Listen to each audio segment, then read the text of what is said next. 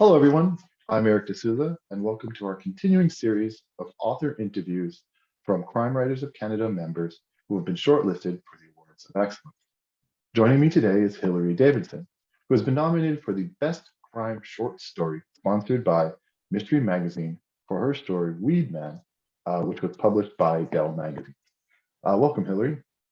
Hi, Eric. Thank you so much for having me. Um, in my job, I get the privilege to speak to many prolific, very creative writers, but you're among the top of the mountain when it comes to prolific. You're very busy. So thank you for taking the time to do this. I'm honored to. Thank you. Um, I thought perhaps a good place to start would be let's start with your nominated work, your short stories, and we'll work our way up to larger and larger works as we go. I have to admit, sorry, I haven't yet read Weed Man, but I live in British Columbia. So I assume that Weed Man's about a pothead drug dealer. Am I way off? You are. It's really about two dealers. Story is about the intersection of a wealthy white marijuana entrepreneur who crosses paths with his former dealer, who is a Black veteran who was recently released from prison and who'd been incarcerated for selling pot. And I was inspired just by the sort of moment that we're in right now with sort of like the gentrification of pot. You've got people who've been incarcerated in some cases for decades, literally for selling a drug that other people are now making millions from selling quite legally. So yeah, that kind of just injustice, the racial disparity of it, where you have sort of one set of people that have gone to jail for something that is, and they're still often sitting in jail now, even though it's become legal. So I wanted to explore sort of like the class conflict, race conflict, because there's a moment early on in the story where the former dealer who's gotten out of jail is basically like, hey, now you're basically in my business. Like, why don't we do something together?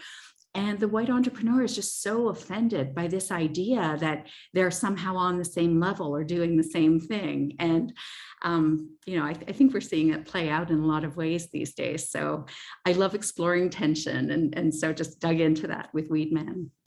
True, yeah, it probably is a true story somewhere. Yeah. I mean, you've got to figure this is probably, not necessarily going in the same direction as this story does, but, a lot of people who, tried pot when they were in high school or in, university. Yeah, a lot of dealers who sold them pot went to jail, and some are now being released from jail. There is now kind of a reckoning going on where some people are being released from jail. But yeah, I feel like this is a story that certainly is quite possible in a lot of parts of the US and pretty much all over Canada right now. Yeah. Well, now I definitely want to read it. So it's in the Ellery Queen's Mystery Magazine, September, October, 2021, I believe, right? Here. I will email you after if you want to read it. Yeah, thank you. Well, you don't stop there. I've seen that several of your short stories are, well, been published and will be published in various magazines and anthologies. So I'm guessing you must keep your agent very busy. So my dirty little secret would be that I think my agent hates my short story writing. He is very supportive of my fiction, loves my fiction, but he would love to see me devote all of this time to novels that I devote to short fiction. But I got my start writing short fiction. I started, first short story ever published was in Thuglit back in 2007. And it's been this sort of, long list of publications since then, some online, lots of them in print, lots of anthologies.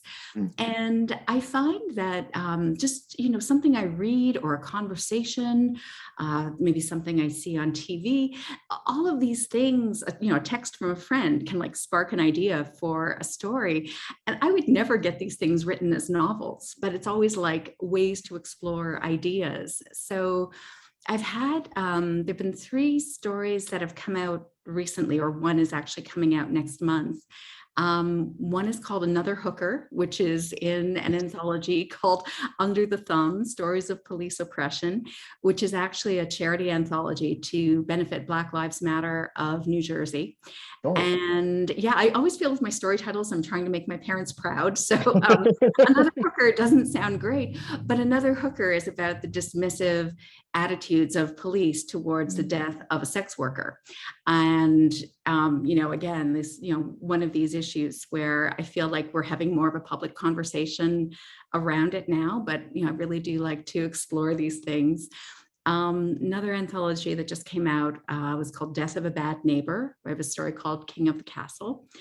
And one is coming out next month, Lawyers, Guns and Money, for any Warren Zevon fans out there. It's an anthology of basically crime fiction inspired by Warren Zevon. So yeah. So I'm also working on other fiction at the same time, but I'm very unhappy if I don't have some short story projects brewing somewhere. Well, working our way to larger projects. You told me that you have a novella coming out, Down and Out Books this July. The story's called Dangerous to Know. I personally love novellas. I think they tell the core of a story without messing around too much. There's been some amazing novellas. So I was wondering, the truth of it is, I guess your agent also is upset because they're hard to market and to sell. Many publishers don't even want to touch them anymore. How did you get yours published? Right. So in this case, this came about basically because of a friend in the business who writes under the name Frank Zafiro, who has been doing a series called A Grifter Song for the past 4 years now, I think. This might even be year 5. And what Frank does is he started this series with the idea is it's a pair of grifters, a couple that's romantically involved. And he asks other authors to write episodes, the same way that you would be writing an episode of a television show. You can do what you want. There is a character Bible, so there are things that you can't stray from. These two characters are in a committed relationship with each other. So that's kind of the core, the backbone of the series. But the grift can be anything. And so I just, always I love the series. It's had terrific writers in the past. And I thought, oh my goodness, what can I contribute to this? But as soon as Frank asked me, wheels started spinning. And as part of the series, they basically had, in a prior episode, stolen a list of very wealthy clients of a psychiatrist. And so I think this is the first one where they've actually tried to do a grift on some very wealthy people, which is going a little bit out of their element. And of course, it goes wrong from the start, but it was fun to write. It sounds like it'd be fun to read too. I'd have to look that up. Sorry, who did you say, Frank? What was his name? Yeah, so Frank Zafiro is, I think, the professional name.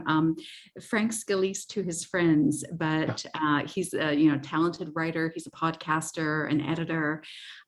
He's I think I first met him actually as a podcaster years ago, but he's just sort of a force of nature. And I was excited because I'm a fan of the series. So it was nice to just get, to be asked to write a chapter. So I can't say I pitched it. Often the challenge with short fiction is that I'll write something and think, oh my goodness, who is this for? It's much easier when I've got an anthology or a particular project that I know, the story will have a home. Often I'll have an idea where I think, I don't really know where this is going. And it's funny where things end up. Weed Man was kind of a surprise because a couple of times the editor of Ellery Queen has told me that I really push their envelope. I'm sort of pushing them into new territory all the time. And so I wrote it and I thought, oh my goodness, this is not what they normally do, but I love working with them. So they were the first people I sent it to. And I was honored that they went for it. But yeah, it was again one of those you're really pushing the edge of the envelope here. Well, that's what we're supposed to do, right? Yeah, exactly. It's my job, right? Exactly. Well, let's make your agent happy and talk about some novels. You've written 8 novels, I believe, and 18 nonfiction books. 7 novels, actually. 7? Oh, sorry. Yeah. I Working on it your right website now. But okay, I'm getting ahead of myself.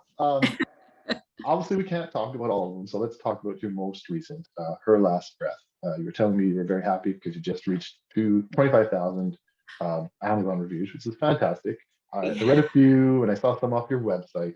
My favorite maybe was from somebody I interviewed just over a week ago, Linwood Barkley. Uh, Oh, I love he Linwood. wrote, He's amazing. yeah, very creative person, and he writes great stories too. So he said, before you start Her Last Breath, be sure to take a deep one. Davidson starts her tale at full speed and rarely comes up for air, which is just fantastic. So, what can you tell us about your latest novel? Yeah, so Her Last Breath is about sisters.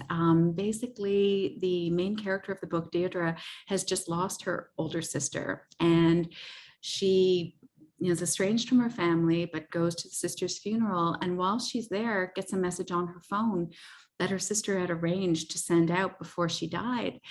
And it tells her that she was being abused by her husband, that basically it shatters this image of like a perfect kind of life that her younger sister thought that she had, Mhm. and it sets the younger sister on this dangerous path because pretty much everyone has bought into this sort of myth of the older sister's perfect life.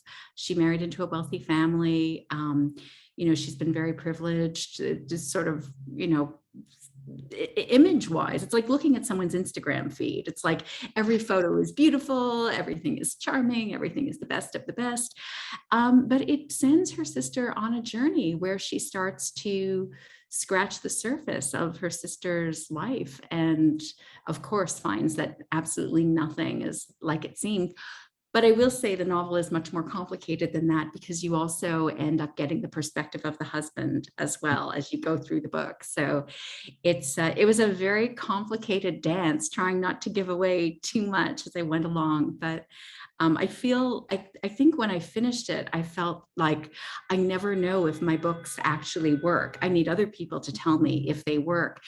And I've never had a book kind of hit as hard as this one, where it got sort of, Entertainment Weekly wrote about it, Parade Magazine did, the Toronto Star raved about it. And yeah, to hit 25,000 reader reviews, like if you look at my earlier books, it's like lucky to get, 100 reader reviews. So this was just incredible. So yeah, I'm very, very grateful. Well, congratulations, Thank you so and much. definitely gonna have to wish you good luck for May 26th. It's actually coming up pretty fast now. Um, So I much. probably should let you go and get back to writing. Write that eighth book. The deadlines are always waiting. It's been great Excellent. speaking with you. Thank you so much. Great. Great meeting you too.